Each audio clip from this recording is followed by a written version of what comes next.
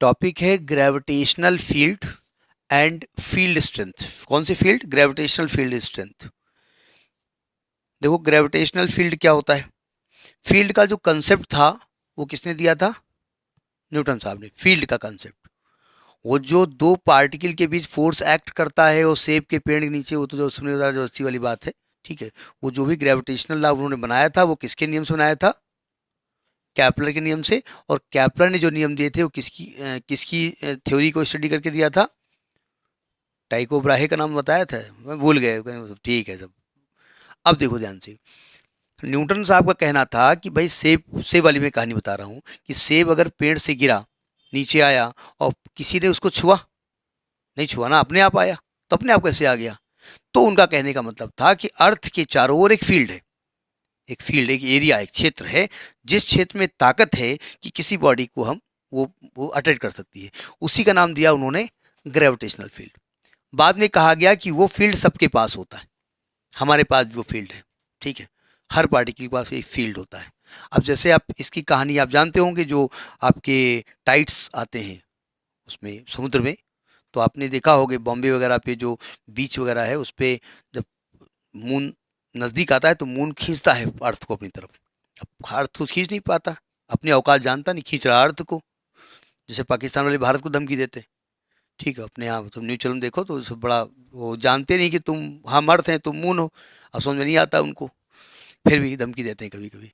तो अर्थ को खींचता है, तो अर्थ को नहीं खींच पाता, वो जब अप्रोप्रिएट डिस्टेंस आती है तो वो पानी को खींचता है, तो जो सी का पानी वो उठता है ऊपर की तरफ और भी छूट जाता है। जब ज़्यादा वेट हो जाता है कम हो जाता है, तो उसी को टाइड्स कहा जाता है, जिसको हिंदी में ज्वार भाटा कहा जाता है। हम लोग हिंदी में पढ़े ज्वार भाटा। पानी के चढ़ने को ज्वार कहते हैं, गिरने को भाटा, भाटा नहीं भाटा। गांव में भाटा बैंगन को कहते हैं, तो वो भाटा नहीं मैं कह रहा हूँ, भाटा कह रहा हूँ, ठीक है। इसमें टाइड्स कहा जाता है, ठीक है। तो हर पार्टिकल, हर बॉडी, हर मास पार्टिकल के चारों ओर एक फील्ड होता है, चाहे भैंस हो, चाहे हम हो, चाहे जो हो, चाहे अमिताभ बच्चन हो, तो सब मास पार्टिकल के चारों एक फील्ड होता है। उस फील्ड के अंदर अगर कोई दूसरा मास पार्टिकल आएगा तो उस पर फोर्स लगेगा। कैसा फोर्स? Force of attraction. उस फील्ड को हम क्या कहते हैं? Gravitational field. पहले तो फील्ड के बारे में बात कर लेते हैं। लिखिए कहानी। Every particle in the universe, every particle in the universe attract every other particle with a force. Every particle in the universe attract every other particle with a force which is called gravitational force, which is called gravitational force. पहली ये कहानी हो गई। काश यही force केवल होता तो आदमी आपस में एक दूसरे को मारता नहीं, तो उससे द्वेष न करता। ग्रेविटेशन फोर्स होता ना केवल, अट्रैक्शन फोर्स, लेकिन और सारे फोर्स एक्ट करते हैं तो गड़बड़ जाता है। Called gravitational force. The space around the space around the attracting particle, the space around the attracting particle in which the gravitational force of that particle can be experienced, the gravitational force of that particle can be experienced is called gravitational field of that particle.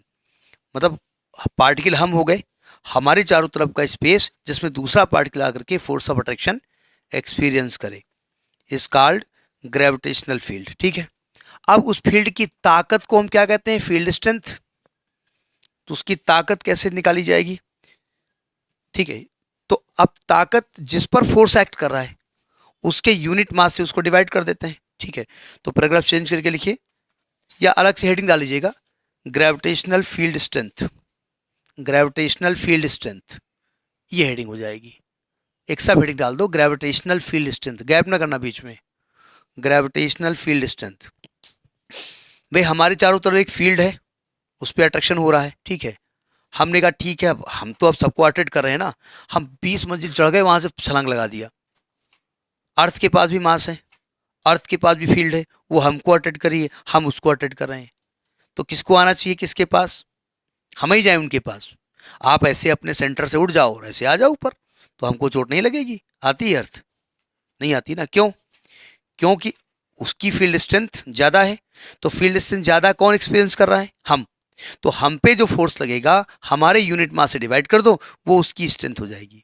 उस पे जो force लगेगा वो उसके मास से divide कर दो, तो हमारी स्ट्रेंथ निकल आएगी। ठीक है, तो पैराग्राफ चेंज करके लिखिए, द ने हेडिंग डाली है ना, लिखिए the force experienced bye a unit mass, the force experienced bye a unit mass placed in a placed in a placed at a point in a gravitational field, placed at a point in a gravitational field is called the gravitational field strength, the gravitational field strength or intensity of gravitational field at that point, or intensity of gravitational field at that point.